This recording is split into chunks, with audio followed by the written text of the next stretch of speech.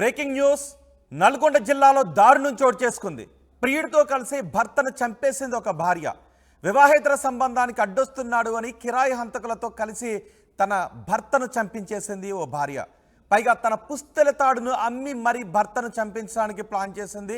భార్య నవ్యతో పాటు 4 నిందితులను అరెస్ట్ చేశారు పోలీసులు. 2015లో వనం ఈశ్వర్కు నవ్యతో వివాహం జరిగింది. వారికి 2 పిల్లలు కూడా ఉన్నారు, ఒక పాప ఒక బాబు. భార్యాభర్తల మధ్య తరచూ గొడవలు జరుగుతున్నాయి. పెద్దల సమక్షంలో పంచాయతీ చేసినా గొడవలు తగ్గలేదు. ఈ క్రమంలోని ఇంటి పక్కన ఓ షాప్లో పనిచేసే సతీష్తో నవ్యకు వివాహేతర సంబంధం ఏర్పడింది. ఈ విషయం తెలియడంతో భార్యాభర్తల మధ్య ఎక్కువ గొడవలు జరిగాయి. ఎలాగైనా భర్త అడ్డు తొలగించుకోవాలని ప్రియుడితో కలిసి ప్లాన్ చేసింది భార్య.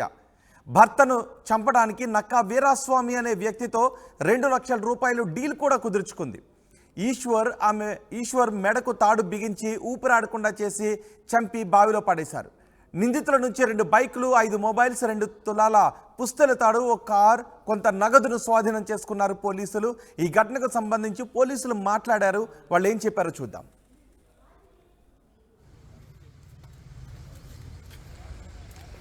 మొన్న వారం రోజుల క్రితము ఈ 18/3/2024 రోజున తిప్పర్తి పరిధిలో ఉన్నటువంటి అనిశెట్టి దుప్పలపల్లి గ్రామ శివారులో ఒక బావిలో, వ్యవసాయ బావిలో గుర్తు తెలియని శవం ఉందని చెప్పేసి మనకు అక్కడ ఫిర్యాదుదారుడు కన్నబైన గణేష్ ఫిర్యాదు మేరకు ఎస్ఐ గారు, తిప్పర్తి ఎస్ఐ గారు కేసు నమోదు చేయడం జరిగింది. అది అతను ఆ శవం ఎట్లా ఉందంటే మెడ చుట్టూ పురికోసతో కట్టి, తర్వాత కాళ్ళకు కూడా పురికోసతో కట్టి బావిలో తేలుతున్న శవము. దాన్ని అక్కడ ఉన్నటువంటి వాళ్ళ ఎవరైతే ఉన్నారో అక్కడ చుట్టుపక్కల ఉన్న వాళ్ళతో బయటికి తీసి దాన్ని పరిశీలిస్తే దానికి కొన్ని గాయాలు కూడా ఉన్నాయి అక్కడక్కడ. అది ఆ గుర్తులేని శవముగా మనం ఫస్ట్ కన్నబైన గణేష్ ఫిర్యాదు మేరకు కేసు నమోదు చేయడం జరిగింది. దానిపైన వెంటనే మా ఎస్ఐ గారు రాజు మరియు అదేవిధంగా సిఐ గారు, అది మర్డర్ కేసు కాబట్టి సిఐ గారు కూడా ఇమ్మీడియట్లీ అక్కడ వెళ్ళడము, శాలిగౌరవం సిఐ శ్రీనివాస్ రెడ్డి గారు వెళ్ళడము, కేసు దర్యాప్తు చేపట్టడం జరిగింది.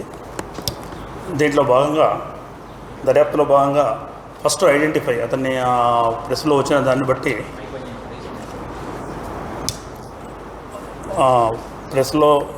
మీడియాలో వచ్చిన దాన్ని బట్టి చూసి గుర్తించి అతని యొక్క ఆ శవాన్ని Vanam Eshwar son of Narasimha 33 years, ఇతను క్యాస్ట్బే ముదిరాజు, ఇతను కట్టంగూరు మండలానికి చెందిన వ్యక్తిగా వాళ్ళ పేరెంట్స్ వాళ్ళ వైఫ్ వచ్చి గుర్తించడం జరిగింది. ఆ గుర్తించిన దాని మీద దర్యాప్తు చేపడితే ఇన్వెస్టిగేషన్లో భాగంగా దాంట్లో వాళ్ళ వైఫ్ ఏటు వనం నవ్య ఉంటుంది. ఆమెకు ఇతనికి ఇద్దరి మధ్యలో మ్యారేజ్ అయ్యి 4 సంవత్సరాల పాప మరియు 2 సంవత్సరాల బాబు, 2 పిల్లలు ఉన్నారు. వాళ్ళిద్దరు పిల్లలు కలిగిన తర్వాత పక్కనే వాళ్ళ ఇంటి పక్కనే కట్టంగూరులో ఒక వైన్ షాప్ ఉంటుంది. ఆ వైన్ షాప్లో A1 కానువు సతీష్ అనే అతను కూడా అంబటివాగు, అక్కడనే కట్టంగూరు పక్కన ఉన్నటువంటి అంబటివాగులో ఉంటాడు. అతను వైన్ షాప్లో పనిచేసేవాడు. వైన్ షాప్లో పనిచేస్తున్నప్పుడు ఇతనికి ఆ పక్కన ఉన్నటువంటి వనం నవ్య ఇద్దరికి పరిచయం ఏర్పడింది. ఆ పరిచయం కాస్త ప్రేమగా ఇలిసిట్ రిలేషన్ ఏర్పడదు ఇద్దరి మధ్యలో అక్రమ సంబంధం ఏర్పడి వాళ్ళిద్దరూ చనువుగా ఉంటున్నది. ఈ విషయం భర్త, ఈ డిసీజ్డ్ ఎవరైతే ఉన్నారో వనం ఈశ్వరుకు తెలిసింది. చూసిండు, ఒకసారి చూసి భార్యను మందలించడము. దాని తర్వాత వాళ్ళిద్దరి మధ్యలో తరచూ గొడవలు జరుగుతున్నాయి. ఈ గొడవలు జరుగుతున్న క్రమంలో పెద్ద మనుషులు కూడా ఒకసారి మందలించడం జరిగింది ఇతన్ని, కానువు సతీష్ A1. అయినా సరే ఇతని ప్రవర్తన మార్చుకోకుండా ఆమెతో ఇల్లిసిట్ రిలేషన్ కంటిన్యూ చేస్తున్నప్పుడు ఆ భర్త కంటిన్యూ గొడవ పడుతూ మొన్న 20 రోజుల క్రితం ఒకసారి గొడవపడి ఆమెను కొడితే అది దృష్టిలో పెట్టుకొని ఇతని ప్రియుడైనటువంటి కానువు సతీష్కి చెప్తుంది నవ్య. చెప్తే ఏదో ఒకటి చెయ్యి, నేను భరించలేకపోతున్నా, అతడు నన్ను ఆరాధ చేస్తున్నాడు, కొడుతున్నాడు, తిడుతున్నాడు అని చేస్తే ఏం చేద్దామంటే చంపేద్దామని చెప్పేసి అనుకుంటారు. దానికి ఈమె ప్రపోజ్ చేస్తే అతడు ఎట్లా చంపాలంటే ఖర్చు అవుతుంది కదా అంటారు. ఖర్చు అవుతుందంటే నా దగ్గర ఉన్నది పుస్తకాలు నేను ఇస్తాను అని చెప్పి ఆమె అంటుంది. అతను మిగతా ఖర్చు నేను పెట్టుకుంటలే అని చెప్పేసి, ఏదో ఒకటి చేస్తలే అని చెప్పేసి ఆమెకు నచ్చజెప్పి ఓకే అనుకొని చేద్దామన్న ప్లాన్ చేసుకుంటారు. ఒక పథకం ప్రకారంగా ప్లాన్ చేసి దాంట్లో భాగంగా ఎవరిని సంప్రదించిందంటే ఈ కానువు సతీష్ వచ్చేసి మిర్యాలగూడకు చెందినటువంటి నక్కా వీరస్వామి అనే అతని గతంలో ఫ్రెండ్ పరిచయము. నక్కా వీరస్వామి చేపల లోడు తీసుకొని మిర్యాలగూడ నుంచి హైదరాబాద్కి వెళ్ళేవాడు గతంలో. ఆయన వెళుతున్న క్రమంలో ఇతను A1 కానువు సతీష్ అందులో పనిచేసేవాడు. పనిచేస్తూ అది ఇద్దరు కలిసి హైదరాబాద్ పోతున్నప్పుడు అతను పరిచయం కాబట్టి అతన్ని సంప్రదించి ఇట్లా ఉన్నది నాకు ఈ నవ్యతో సంబంధం ఉంది, వాళ్ళ భర్త హరాజ్ చేస్తుంది, ఏదైనా ఒకటి చేయాలి, చంపాలంటే చూస్తా నేను ఆలోచించి చెప్తాను చెప్తాడు. మళ్ళీ అక్కడ ఉన్నటువంటి వాళ్ళను ధనావత్ హనుమ, ధనావత్ సాయి అని చెప్పేసి వీళ్ళు త్రిపురారం మండలం మిర్యాలగూడెం సంబంధించిన వాళ్ళిద్దరిని సంప్రదిస్తే వాళ్ళు కూడా ఓకే అంటారు. ఎవరు ఇతను వీరస్వామి మాట్లాడతాడు. వాళ్ళని ముగ్గురు ఓకే అనుకున్న తర్వాత వీరస్వామి A3 వచ్చేసి A1 కాను సతీష్ చెప్తాడు, సరేరా చేస్తా అని చెప్తాడు. నాకు చూపించి అతన్ని అంటే కట్టంగూరు పిలిపించి వీరస్వామికి అతన్ని డిసీదును మోటార్ సైకిల్ మీద డిసీడు పిల్లల మరి వాళ్ళ భార్యను ఎక్కించుకొని పిల్లల్ని ఎక్కించుకొని పోతుంటాడు. మోటార్ సైకిల్ మీద పోతున్నప్పుడు వీళ్ళు వెనక పోయి దూరం నుంచి చూపిస్తాడు. బండి బ్రేక్ అవుతుంది అక్కడ. బండి మోటార్ సైకిల్ బ్రేక్ అయినప్పుడు అంటే కొద్దిగా రిపేర్కి వచ్చినప్పుడు వాళ్ళ భార్యను పిల్లలను పంపించేస్తాడు. మోటార్ సైకిల్ రిపేర్ చేస్తున్నప్పుడు ఈ A3 వీరస్వామి ఒక్కడే పోతాడు. అక్కడికి పోయి పరిచయం పెంచుకొని అరే బండి ఏమైందన్నా అని చెప్పి రిపేర్ చేస్తూ హెల్ప్ చేస్తాడు. అతనికి హెల్ప్ చేసి పరిచయం పెంచుకొని ఇద్దరు కలిసి నకరికల్ వచ్చి మందు తాగడము, ఒక 2-3 రోజులు పరిచయం పెంచుకున్న తర్వాత దోస్తాన్ని చేసుకున్న తర్వాత ఒకరోజు ఒక ప్లాన్లో ముందస్తు అనుకున్న ప్రకారంగా సూర్యాపేటలో కారు తీసుకొని నల్గొండ పోదాం పాని కట్టంగూరులో ఎక్కించుకుంటారు. మొన్న 18th రోజు మర్డర్ జరిగిన రోజు ఎక్కించుకొని ఇక్కడికి వచ్చేస్తారు. నల్గొండకు వచ్చి నల్గొండలో అప్పటికే వీళ్ళు అనుకున్న ప్రకారంగా Dhanavath Hanuma A4 and A5 Dhanavath Sai ఇద్దరు అక్కడ ఉంటారు. వాళ్ళకి చెప్తాడు. వాళ్ళు 3 బీర్ బాటిల్ తీసుకొని ఆ కారులోనే కొంత దూరం వచ్చి తాగుతారు.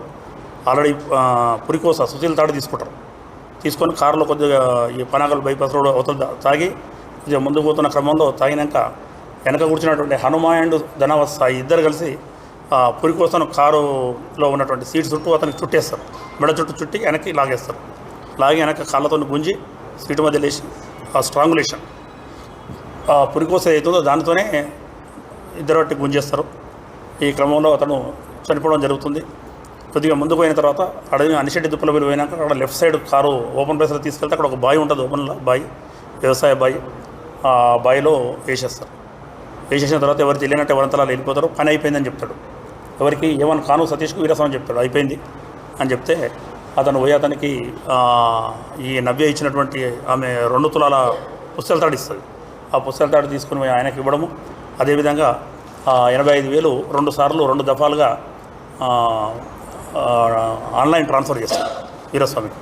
ఆ 85,000లో ఒక 50,000 పెట్టి ఒక మోటార్ సైకిల్ కొంటాడు. ఆ తర్వాత 30,000 వచ్చేసి వీళ్ళకి ఇద్దరికి హనుమా నాయక్కు అండ్ సాయికి ఇస్తాడు. ధనావత్ సాయికి ఇద్దరు డబ్బులు ఇచ్చేస్తాడు. ఇది డబ్బులు ఇచ్చిన తర్వాత వీళ్ళు పరారులో ఉన్నప్పుడు మా ఎస్ఐ గారు వీళ్ళపైన ఇద్దరి మధ్యనే ఇల్లిసిట్ రిలేషన్ ఉన్నది తెలుసుకొని మనం పట్టుకొని రావడం. సిఐ గారు ఎస్ఐ గారు ఇంటరాగేట్ చేస్తే వీళ్ళు ఇద్దరు కన్ఫ్యూజ్ చేస్తారు. ఈరోజు మార్నింగ్ పట్టుకొని ఆ తర్వాత వెంటనే వీళ్ళ దగ్గర మిర్యాలగూడ పోయి వీళ్ళు ముగ్గురిని పట్టుబడి చేసి కారు, 2 మోటార్ సైకిల్, అదేవిధంగా 2 తులాల బంగారు పుస్తెలతాడు, తర్వాత 20,000 నగదు. వాళ్ళు అయితే 30,000 వీళ్ళకి ఇచ్చారో అందులో 20,000 నగదు కూడా స్వాధీనపరచుకోవడం జరుగుతుంది. 5 సెల్ ఫోన్లు వీళ్ళ దగ్గర స్వాధీనపరచుకున్నాం. వీళ్ళని అరెస్ట్ చేసి వీళ్ళని ఈరోజు ఇప్పుడు కోర్టులో ప్రొడ్యూస్ చేయబోతున్నాం. మా శాలిగౌరవం సిఐ గారు మరియు ఎస్ఐ గారు మరియు అదేవిధంగా ముజీబ్, రాజీవ్, సూరిబాబు, ఖలీల్ మరియు వెంకన్నలు వీళ్ళందరూ కూడా బాగా కష్టపడి ఈ కేసును ఛేదించడం జరిగింది. వీళ్ళందరికీ కూడా రివార్డు గురించి మేడం గారికి ప్రపోజ్ చేయడం జరుగుతుంది. ఈ కేసును ముఖ్యంగా ఓన్లీ ఇల్లిసిట్ రిలేషన్ అక్రమ సంబంధం ఉండడం వల్ల భర్తను అడ్డు తొలగించుకోవాలన్న ఒక పథకం ప్రకారంగా చేయడం జరిగింది. వీళ్ళందరినీ కూడా కోర్టులో రిమాండ్ చేసి ప్రొడ్యూస్ చేయడం జరుగుతుంది. Thank you. వీళ్ళకి ఇద్దరు, నవ్యకి 2 పిల్లలు, ఒక బాబు ఒక పాప. వీళ్ళక 4 years నుంచి 4 years నుంచి